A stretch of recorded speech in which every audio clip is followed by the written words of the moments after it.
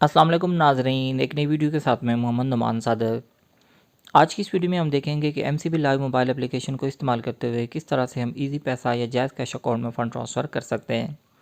तो MCB live application को इस्तेमाल करते हुए हम क्विकली फ़ंड ट्रांसफ़र भी कर सकते हैं और उसके साथ साथ किसी भी अकाउंट को पे के तौर पर ऐड करके भी हम उसमें फ़ंड ट्रांसफ़र कर सकते हैं।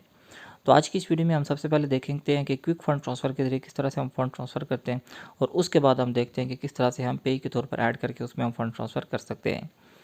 तो एमसीबी लाइव के एप्लीकेशन को जो ही हम ओपन करते हैं तो इस तरह का इंटरफेस हमारे सामने ओपन हो जाता है।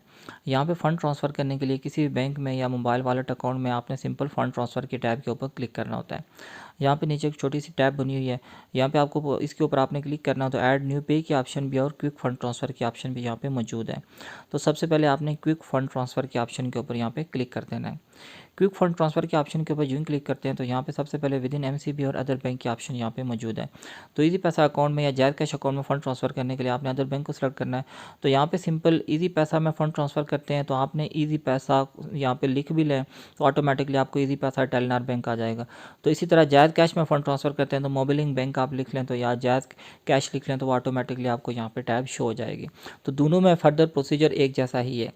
अब आपने क्या करना है, अगर आप जायज़ कैश में भेज रहे हैं तो जायज़ कैश नंबर या यहाँ पे जैसे हमने टेलीनॉर का इजी पैसा का नंबर लिखा है इस तरह से आपने नंबर लिखना है और उसके बाद आपने यहाँ पे अमाउंट लिख लेनी है।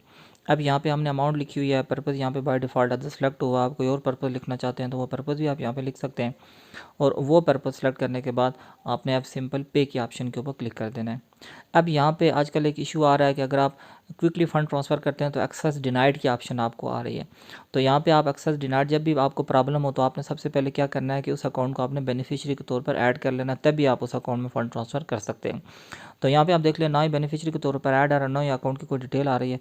अब आपने सिंपल क्या करना है, फिर से जो मेन्यू बना हुआ है बेनिफिशियरी को ऐड करने का, इसके ऊपर आपने क्लिक करना है और ऐड न्यू पे के ऑप्शन के ऊपर आपने क्लिक कर देना है।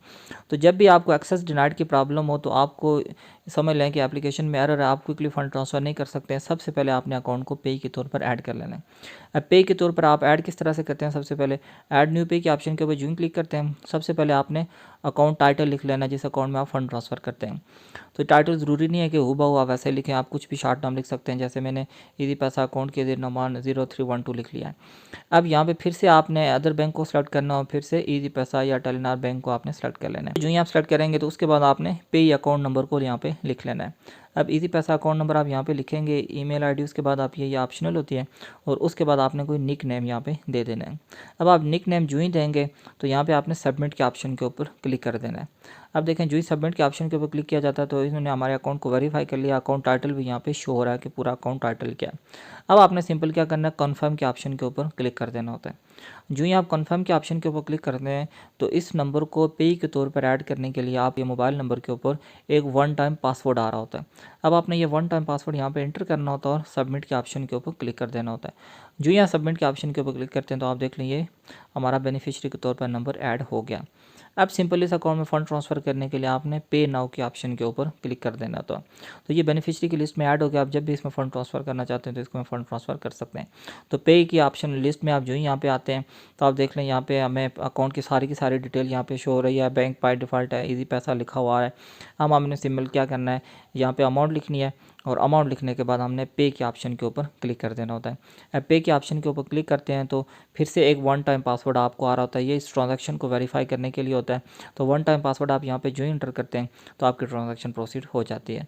तो इस तरह से आप एमसीबी बैंक की जो नई मोबाइल एप्लीकेशन एमसीबी लाइव इसको इस्तेमाल करते हुए टेलीनॉर, इजी पैसा या जैज़ कैश के अकाउंट में फ़ंड ट्रांसफ़र कर सकते हैं।